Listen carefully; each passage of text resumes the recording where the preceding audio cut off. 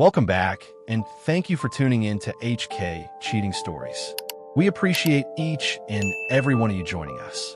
Where in the world are you watching from? Let us know in the comments. Now, let's get the story started. I never thought my marriage would end this way. If you had asked me just a few weeks ago, I would have told you that Lisa and I had built something unshakable. 20 years of love, of laughter, of raising 2 kids together. I thought we had it all. But in a single night, everything I believed about my wife, about our life together, shattered into a million pieces. It happened by accident. A careless conversation. A moment that should have been nothing. But instead, it unraveled 2 decades of trust. It was just after Christmas when Lisa and I went to a small dinner gathering with some of her old college friends. It was a cozy little reunion, the kind filled with nostalgia and laughter. We were reminiscing over glasses of wine, telling old stories, reliving the past. I sat back, smiling, enjoying the evening, completely unaware that my world was about to collapse around me. Then it happened. One of Lisa's former roommates turned to me and said something that made my stomach drop. "I can't believe you two made it after everything. High school sweethearts, then the wild college years, and still together after all this time? That's amazing." I chuckled at first, thinking nothing of it. Well, I don't know how wild Lisa was, but I sure had my fun. The room laughed, everyone except Lisa. In an instant, her whole body tensed. I saw it in her face, the way her smile wavered, how she clutched her wine glass a little too tightly. Then, before her friend could continue, Lisa abruptly cut her off. "Ugh, let's not talk about that," she said, forcing a laugh.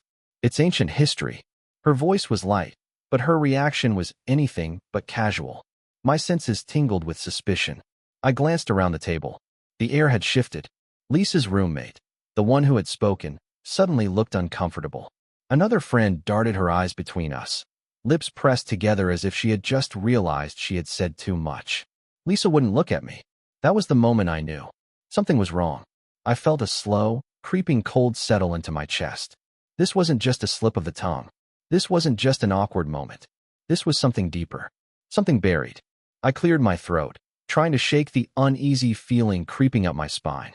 "Actually," I said, keeping my voice casual, "Lisa and I weren't just friends in high school.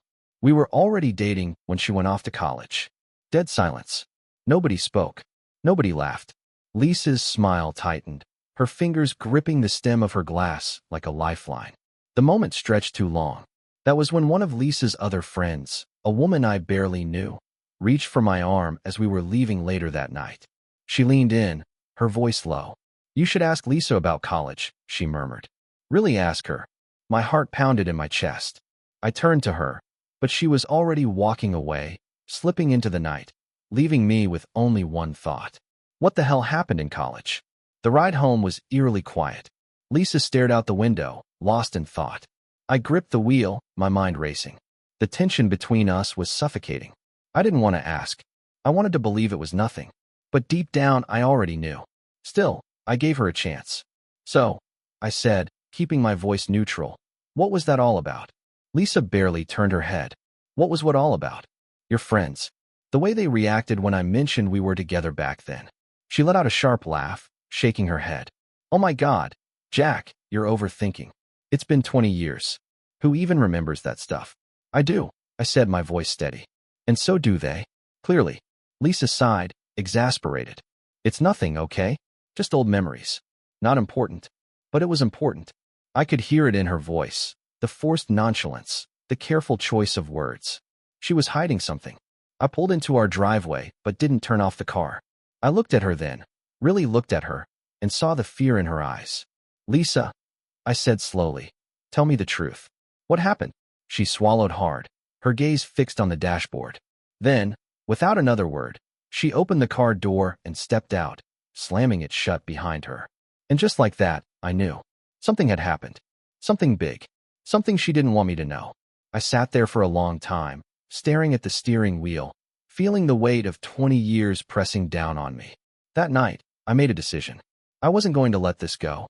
I wasn't going to pretend I didn't see what I saw, feel what I felt.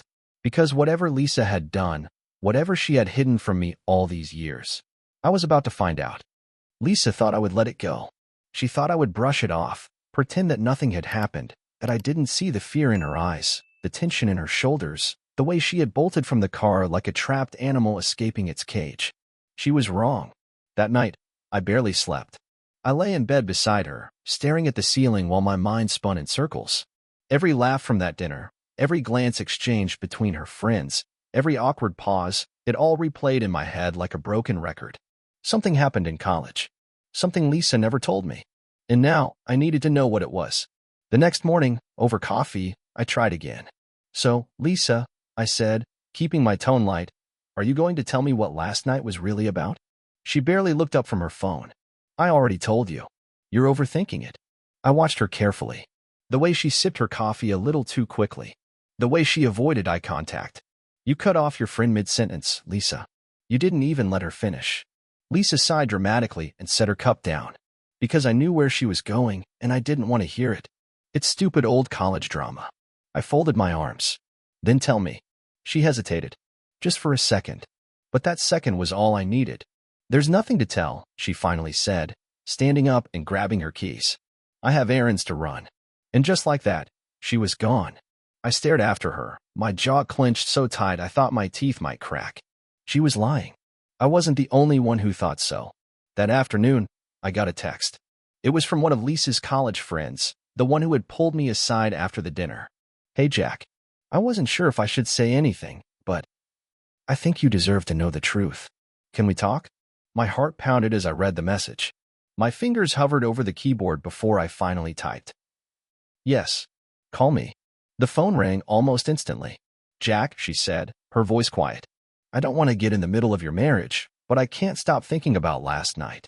You looked so confused. And honestly, I think you should know the truth about Lisa's college years." I swallowed hard. "What truth?" She hesitated. "I don't know exactly how much Lisa has told you about that time in her life, but let's just say she wasn't exactly faithful." A cold chill ran down my spine. I gripped the phone tighter. "You mean she cheated on me?" Silence. Then, finally, she exhaled. "Yeah, Jack. She did. And not just once." The air left my lungs in a single, sharp breath. "I didn't want to say anything last night," she continued. "But when I saw how Lisa reacted, how she shut down the conversation, I realized she never told you. And that's not fair to you. You've been married to her for 20 years, Jack. You deserve to know." My hands were shaking. "How many?" I asked, my voice barely a whisper. "I don't know exactly," she admitted. "But more than a few. And some of them, Jack, you met them." My stomach twisted into knots. "What do you mean I met them?" "They were her friends," she said quietly. "The guys she introduced you to at parties, at gatherings.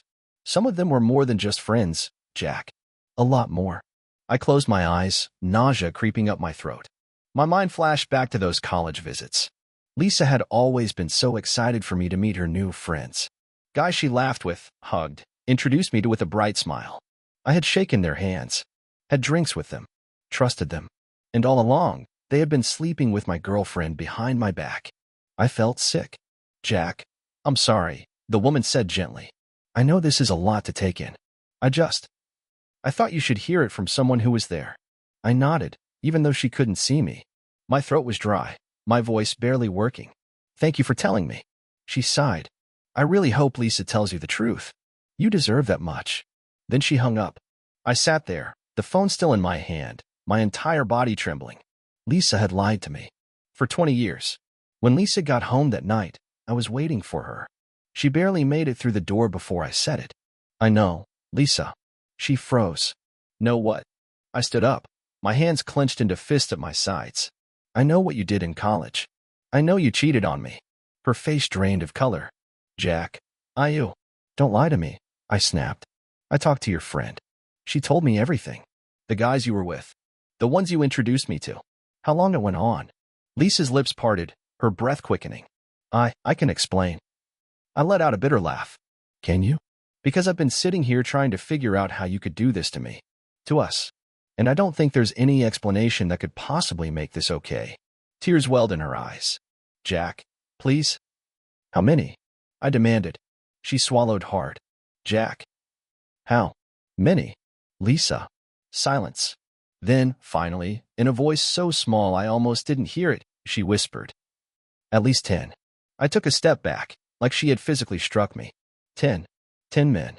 10 men, while I was calling her every night, telling her I loved her, counting down the days until I could see her again. 10 men while I was saving up money to visit her, while I was writing her letters, while I was waiting for her. The woman I had loved since I was 17 had never really been mine. Something inside me broke. And in that moment, I knew. This marriage was over. I stood there, staring at Lisa, waiting for her to take it back. Waiting for her to say she misspoke. That it wasn't 10. That it wasn't real. That none of this was happening. But she didn't. She just stood there, her face pale, her lips slightly parted, her hands trembling at her sides. And suddenly, I felt like I was standing in a house that wasn't mine anymore. A life that didn't belong to me. The walls, the pictures, the memories, they were all tainted now. Everything I thought we had built together was built on a lie. I took a slow, measured breath, forcing myself to stay calm, even as my heart pounded violently in my chest. "Tell me everything," I said, my voice low, steady. "No more lies. No more excuses. I want the truth, Lisa. All of it." Lisa opened her mouth, but nothing came out. She swallowed, looking away, rubbing her hands together like she could physically scrub away the guilt. "Jack," she whispered. I didn't think we were going to last." My stomach twisted. "What?" She finally met my eyes, tears glistening. I was 18. I was starting college. We were long distance, and I thought it was just a high school thing, you know? A relationship that wasn't meant to survive the real world. I clenched my jaw. "So your solution was to sleep with 10 different guys?" She flinched, but didn't deny it. "I told myself it didn't mean anything," she continued, her voice barely above a whisper. "I thought we were just kids. That one day, we'd both move on, and it wouldn't matter." I let out a bitter laugh, shaking my head. "I didn't move on, Lisa. I didn't betray you. I was waiting for you. I was faithful to you." She wiped at her face, her shoulders shaking. "I know," she choked out. "And I realized too late how much you meant to me. By the time I knew I wanted to be with you forever, it was already in the past. I thought if I never told you, if I just buried it, it wouldn't matter." I felt like I was suffocating. Like the air in the room had turned to smoke, thick and unbreathable. "Did they know about me?" I asked, my voice shaking. She hesitated. "Some did," she admitted finally. "Some didn't. I never called it cheating in my head, Jack. It was just something that happened." I stepped back like she had physically struck me. "You never called it cheating?" Lisa shook her head quickly, stepping toward me, reaching for my hand, but I pulled away. "I loved you," I said, my voice raw. "I waited for you. And you were with other men. Men you later introduced to me. Men you pretended were just friends. And you never once thought to tell me the truth." Lisa sobbed, pressing her hands to her face. "I was scared, Jack. I was scared of losing you. I wanted to marry you. I wanted the life we have now. If I told you back then, you would have left me." "Damn right I would have," I snapped. The words came out sharper than I intended, but I didn't regret them. It was the truth.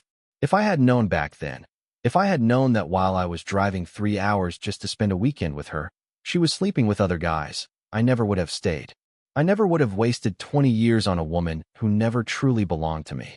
Lisa sank onto the couch, her body trembling as sobs racked her frame. But I couldn't find it in me to comfort her. She wasn't the victim here. I turned away, running a hand through my hair, trying to process it all. The betrayal, the deceit, the sheer disrespect of it all. "Who were they?" I asked, my voice cold. "The men you slept with." Lisa looked up, her lips trembling. "Jack, please, it doesn't matter." "It matters to me," I growled. "Who were they?" She hesitated, then whispered. "Some of them. You met." I let out a slow breath, squeezing my eyes shut. "Of course. Who?" I demanded. Lisa shook her head, tears rolling down her face. "Jack, please don't do this. I swear, I cut all ties with them years ago." "Who?" I roared, my patience snapping. She flinched. "There were 3, she admitted. 3 of them that I introduced to you. You met them at parties, at college gatherings. You probably don't even remember." "Oh, I remember," I snapped. Because how could I forget? The college parties where Lisa had been so excited for me to meet her new friends.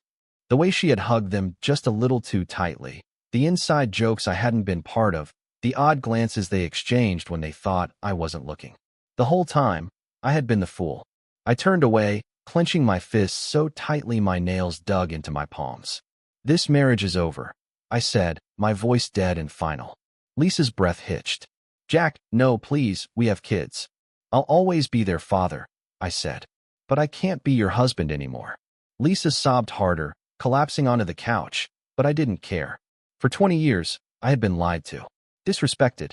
I wasn't going to let it continue for 1 second longer. I pulled my phone from my pocket, opened my contacts, and scrolled down until I found the number I needed.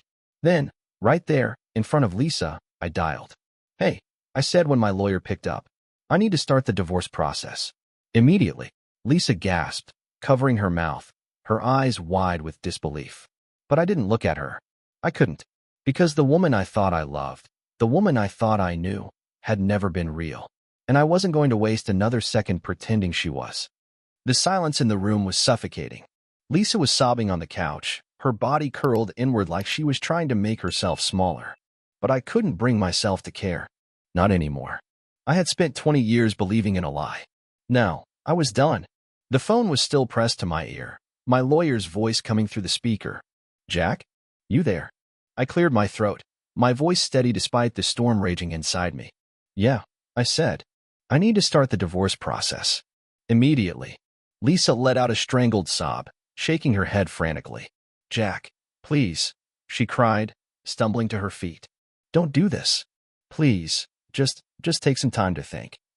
I turned away from her, gripping the phone tighter. What do I need to do? I asked, ignoring her completely. My lawyer sighed. We'll start by drafting an intent to separate agreement. You'll need to decide how you want to handle assets, custody, everything. Send me the paperwork, I said. Lisa rushed toward me, grabbing my arm. Jack, don't. We can fix this. I wrenched my arm away like her touch burned me. There's nothing to fix, Lisa, I said coldly. You broke it. And I'm done pretending that we still have something worth saving. Her breath hitched, and for the first time, I saw real panic in her eyes. Please, she whispered. I love you. I let out a bitter laugh, shaking my head. No, Lisa, you don't. If you loved me, you wouldn't have cheated. You wouldn't have lied to me for 20 years. You wouldn't have let me shake hands with the men you slept with, let me sit across from them at parties, let me think they were my friends. Tears streamed down her face. I thought I could bury it, she choked out. I thought if I just pretended it never happened, we could be happy. And we were happy, Jack. We built a life together. We have kids. I clenched my jaw, my hands curling into fists at my sides. We were happy because I didn't know the truth, I snapped. But now I do. And I'll never be able to look at you the same way again. Lisa let out a sob, her hands shaking as she reached for me again. Don't throw away 20 years over a mistake I made when I was a teenager. I stepped back, disgusted. A mistake is something that happens once, I said. You spent 2 years sleeping with other men. You introduced them to me. You kept friendships with them. That's not a mistake, Lisa. That's who you are. Her face crumpled. But I changed, she pleaded. I chose you. I married you. Doesn't that count for something? I stared at her for a long moment. And maybe, in another life, in another version of myself, I would have hesitated. I would have softened, given her another chance. But not this time. No, I said. It doesn't. Lisa sobbed harder, her body shaking, but I had nothing left to give. I turned and walked toward the door, grabbing my jacket. Where are you going? She gasped. I didn't even look at her as I answered. To my brother's. Until the divorce is finalized, I don't want to sleep under the same roof as you. Lisa let out a cry, running after me, but I was already out the door. The cold night air hit me like a slap, but it was nothing compared to the numbness spreading through my chest. I climbed into my car, gripping the steering wheel so tightly my knuckles turned white. And for the first time in 20 years, I let myself feel the full weight of the betrayal. The love I thought was unbreakable had been broken long before I ever knew it. And now, I was finally ready to let it go. Filing for divorce was easier than I expected. Too easy. Like flipping a switch. Like erasing 20 years with the stroke of a pen. I thought Lisa would fight me on it. That she'd beg. That she'd try to make me stay. But once she realized I was serious, once she saw the papers in front of her, something shifted. She stopped crying. Stopped pleading. And suddenly, it felt like she had been ready for this all along. That realization cut deeper than anything else. While I was drowning in heartbreak, she was already coming to terms with the end. Maybe she had been preparing for this moment for years. Maybe, deep down, she knew that one day, her past would catch up to her. Her family and some of mine told me I was making a mistake. Jack, Don't throw away a lifetime together over something that happened decades ago, they said. But they didn't understand. It wasn't just the cheating. It wasn't just the lies. It was the disrespect. The way she had let me believe in something that was never real. The way she had rewritten our history to make herself feel better. I had spent 20 years loving a woman who had never really been mine, and I refused to spend another second pretending otherwise. The day I moved out, Lisa barely looked at me. I gathered my things in silence, packing up 20 years of memories like they meant nothing. Because, in the end, they did mean nothing. When I reached the front door, I turned to her one last time. Was it worth it? I asked. Lisa's eyes filled with tears, but she didn't answer. I nodded. That told me everything I needed to know. Without another word, I stepped outside. And I didn't look back. Lisa didn't give up easily. After the initial shock of me filing for divorce, she changed tactics. The tears dried up, the desperation faded, and instead, she became something else entirely, defensive, dismissive, and eerily calm. At first, I thought she was coming to terms with it. That maybe, just maybe, she had finally accepted responsibility for what she had done. But I was wrong. Because instead of owning up to her betrayal, Lisa started rewriting history. It wasn't really cheating, Jack, she told me one night, her voice eerily composed as we sat across from each other in the kitchen. It was just what people did in long-distance relationships back then. I let out a slow breath, gripping the edge of the table. That's not what we did, Lisa. I didn't sleep with anyone else. I didn't betray you. She scoffed, shaking her head. That's because you were different, Jack. You were always more traditional, more attached to these ideas of monogamy. I stared at her in disbelief. We were in a committed relationship. We told each other we loved each other. We talked about our future. How is that not monogamy?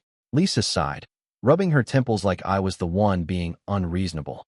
Things were different in college, she said. People were exploring, figuring things out. I never thought what I was doing was wrong. Then why did you lie about it? I shot back. Why did you keep it a secret for 20 years if it wasn't wrong? She blinked, opening her mouth, but nothing came out. For the first time, I saw a flicker of uncertainty cross her face, like she hadn't expected me to turn the logic back on her. I pressed forward. If this was so normal, if it wasn't cheating, if you truly believed you weren't doing anything wrong, then why didn't you tell me? Why did you introduce me to those guys as your friends? Why did you hide it? Lisa's lips parted slightly, and for a moment, I thought she might finally admit it, that she might finally say the words I needed to hear. But instead, she scoffed, rolling her eyes. God, Jack, you're being so dramatic about this. A bitter laugh escaped my throat. Dramatic? I repeated. I just found out that my wife, the woman I loved, cheated on me repeatedly while I was faithful to her, lied to me for 20 years, and is now trying to convince me that I'm the crazy one for being upset. That's not being dramatic, Lisa. That's called having self-respect. She slammed her hands on the table, standing up abruptly.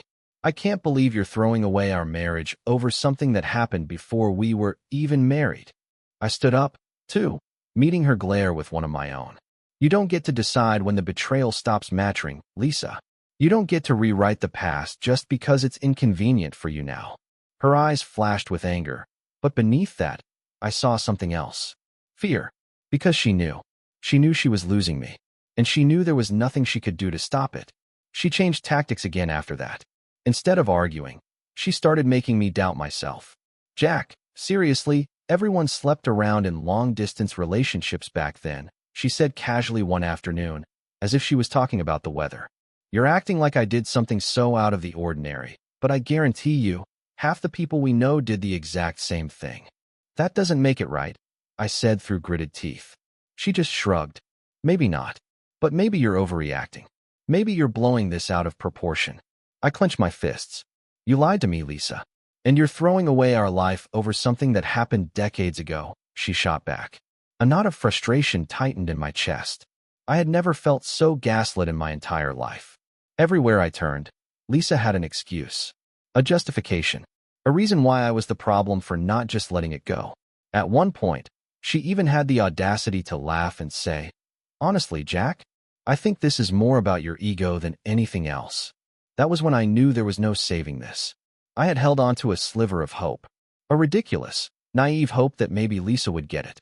That maybe she would break down, apologize, really apologize, and admit that she had wronged me. that she had broken something sacred between us. But she never did. Because to Lisa, the problem wasn't what she had done. The problem was me for not being able to forgive it. That night, I packed more of my things and drove back to my brother's house. As I sat in the guest room, staring at the ceiling, I realized I wasn't just divorcing Lisa because she had cheated on me 20 years ago. I was divorcing her because of who she was now. A woman who saw nothing wrong with what she had done. A woman who thought I was the crazy one for expecting honesty and loyalty in a relationship. A woman who, even when faced with the truth, refused to take responsibility. Lisa had spent 20 years hiding the past from me. Now, she was trying to rewrite it entirely. But I wasn't going to let her. And I sure as hell wasn't going to spend another day married to someone who thought my pain was an inconvenience. I thought I had uncovered the worst of it. I thought that knowing Lisa had cheated on me during college, that she had introduced me to men she had slept with, that she had lied to me for 20 years. I thought that was the worst of it. I was wrong. Because just when I thought I had reached the bottom of this nightmare, I found out there was still further to fall. The first hit came during one of our last attempts at counseling. I don't know why I agreed to it. Maybe some part of me wanted to say I had done everything possible before walking away for good. Maybe I wanted to hear something, anything, that could make me believe Lisa felt remorse. But instead, I got another knife to the gut. We were sitting in the therapist's office, Lisa and I on opposite ends of the couch, as if physical distance could somehow lessen the tension between us. The therapist had asked us to talk about the times in our marriage when we had felt disconnected. Lisa took a deep breath, glancing at me hesitantly. There was a time, she started, about 10 years ago, when we weren't as close. We went through a rough patch, Jack. You remember that, right? I nodded stiffly. Yeah, I remember. It had been a tough couple of years. The kids were young, work was stressful, and for a while, things between us had felt distant. But I had always chalked it up to the natural ebb and flow of a long marriage. I never imagined it was something more. Lisa twisted her hands in her lap. Back then, I felt like things between us had become stagnant, and I wanted to bring some excitement back into our relationship. I frowned. This wasn't what I expected her to say. What are you talking about? She hesitated, then sighed. You remember when we tried new things? You know, in the bedroom. I stiffened. Yeah, I did remember. Lisa had suddenly wanted to experiment with things we had never done before. At the time, I thought she was just trying to spice things up. But now, sitting in that therapist's office, watching her avoid my gaze, a cold realization settled over me. I swallowed hard. Lisa, where did those ideas come from? Her lips parted slightly, but no words came out. That was all the answer I needed. I felt my stomach turn. You were trying to recreate something, weren't you? She closed her eyes. Jack, it's not what you think. I let out a harsh laugh. It's exactly what I think. You wanted to bring excitement back because you missed the things you did in college. With them. She flinched. The therapist shifted uncomfortably, looking between us. Lisa, is that true? Lisa's shoulders sagged, and she nodded slowly. I clenched my fists, my pulse pounding in my ears. So let me get this straight, I said, my voice dangerously low. You spent years telling yourself that your cheating didn't matter, that it was in the past, that I was overreacting, but you were the one who couldn't move on from it. She wiped at her eyes, shaking her head. It wasn't about them, Jack. It was just, I don't know. I wanted to feel something different. I let out a bitter laugh. Yeah, and that something different was reliving your past, while I was completely in the dark. The betrayal was suffocating. I had spent my entire marriage believing Lisa had been devoted to me. Meanwhile, she had been haunted by the ghosts of her past. But that wasn't even the worst part. The second hit came a few days later. I had already moved most of my things to my brother's house, only stopping by our home when absolutely necessary. That night, I had come by to pick up some documents, and Lisa was in the kitchen, sitting at the table with a glass of wine. You're not even trying to fix this, she muttered as I walked past her. I paused, gritting my teeth. There's nothing left to fix, Lisa. She let out a bitter laugh. Right? Because I'm the villain and you're the perfect husband who's never even thought about someone else, huh? I turned to face her, my hands clenched at my sides. Don't try to twist this, Lisa. You cheated. You lied. I was faithful to you. Always. She stared at me for a long moment. Then, in a quiet voice, she said, I haven't been perfect, Jack. But neither have you. I froze. A sick feeling crept into my chest. What the hell is that supposed to mean? She took a sip of her wine, watching me carefully. Since the pandemic ended, I've gone on a couple of business trips. You know that. I didn't move. Yeah. She tilted her head, and I flirted a little. Nothing serious. Just harmless fun. My breath caught in my throat. Lisa. She shrugged. And there was one night when I went to dinner with a coworker. It wasn't technically a date, but she trailed off. I felt my entire body go rigid. You what? She rolled her eyes. Nothing happened, Jack. But if you really think about it, that was probably crossing a line, right? I let out a slow breath, my hands shaking. You were willing to do it again. Lisa opened her mouth, but I didn't wait for an answer. I turned around, grabbed my documents, and walked out the door. I didn't say another word. Because there was nothing left to say. Lisa had never truly been loyal to me. Not in college. Not in our marriage. Not even now. And that was the moment I knew, without a doubt, that divorcing her wasn't just the right decision. It was the only decision. The night I walked out of our house for the last time, something inside me shifted. For weeks, I had been drowning in betrayal, struggling to reconcile the woman I thought I knew with the one who had spent our entire marriage lying to me.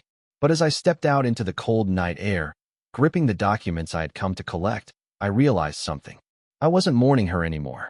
I was mourning the idea of her. The woman I had loved, the Lisa I had built a life with, had never really existed. The divorce process moved faster than I expected. Maybe it was because Lisa didn't fight it. Maybe it was because deep down, she had been preparing for this moment long before I ever knew the truth. Either way, I wasted no time. I hired a lawyer. I filed the paperwork. And just like that, 20 years of marriage were set to be undone. Lisa barely reacted when she was served with the official intent to separate agreement. She looked at the papers, her lips pressed into a tight line, and simply nodded. I guess this is really happening, she said softly. I didn't answer, because it had already happened. Our marriage had ended the moment she looked me in the eye and tried to convince me that her betrayal wasn't real. For the first few weeks, the weight of what was happening pressed down on me like a boulder. Everywhere I turned, someone had an opinion about my decision. Lisa's family called me cold-hearted. My own family begged me to reconsider.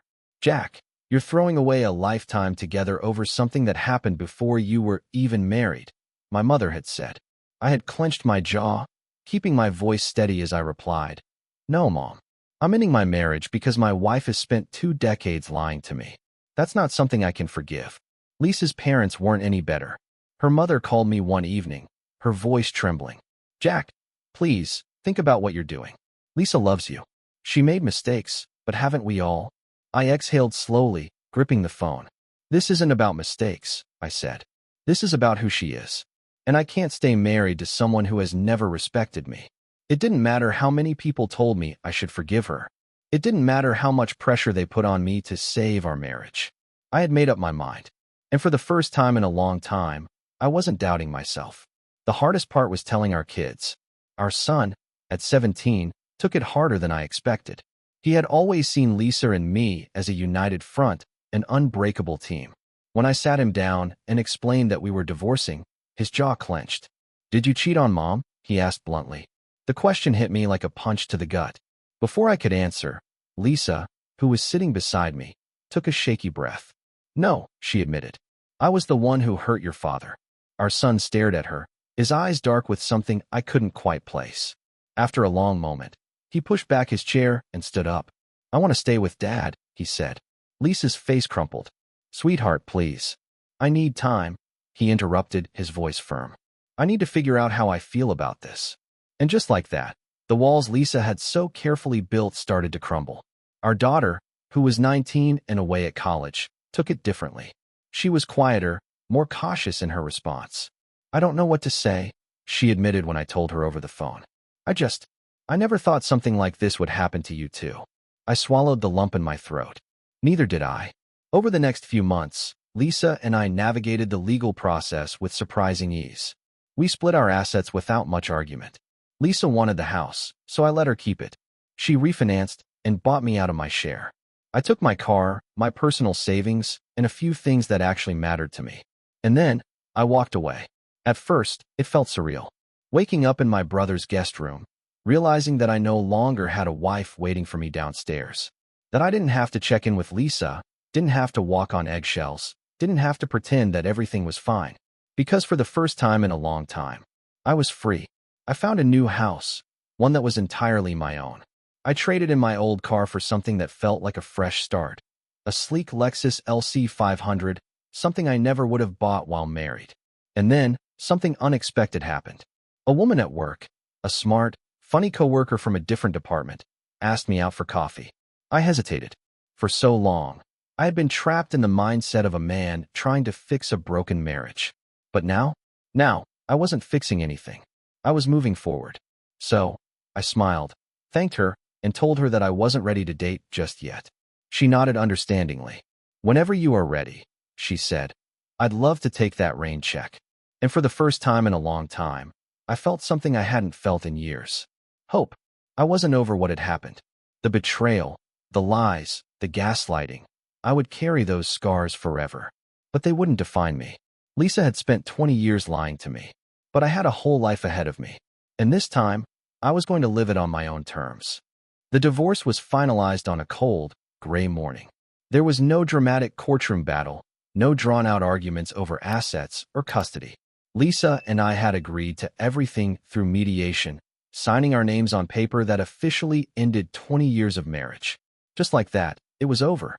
I thought I'd feel relief the moment the judge stamped the final documents. But instead, I just felt empty.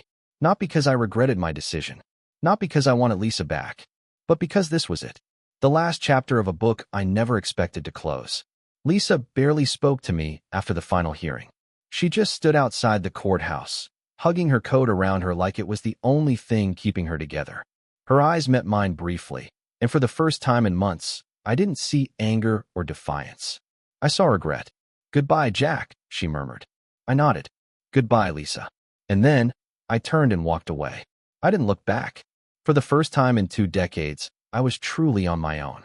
The first few weeks after the divorce were strange. Not painful, not even sad, just different. I moved into my new house, filling it with furniture I picked out, decorating it my way. Every decision was mine alone, and that realization was both freeing and terrifying.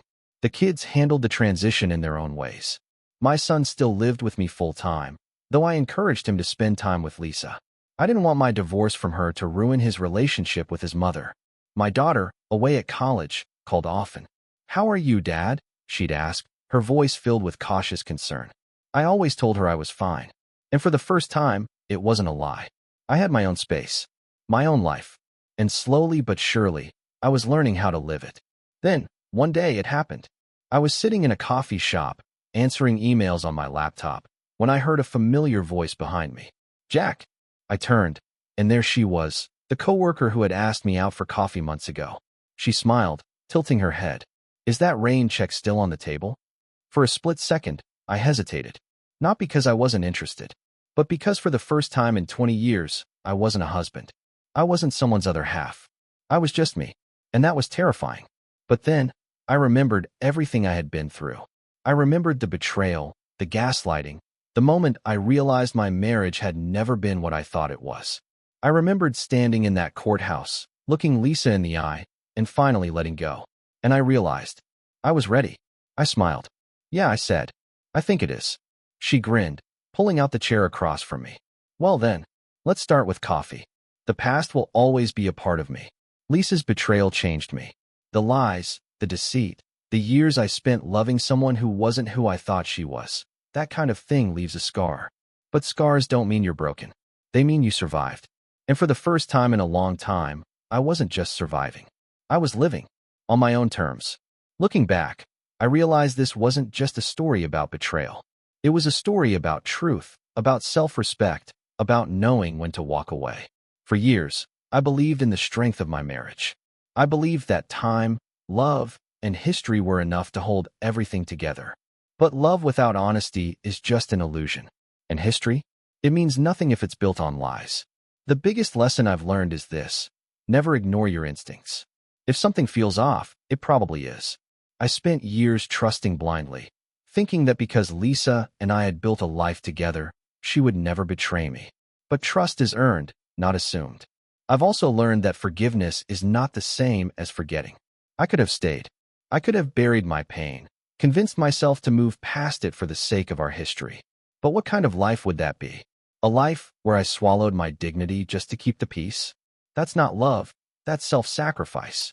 To anyone who has ever felt trapped in a relationship out of obligation, guilt, or fear of being alone, don't be afraid to choose yourself. I walked away from 20 years of marriage, and you know what? For the first time in a long time, I'm finally free.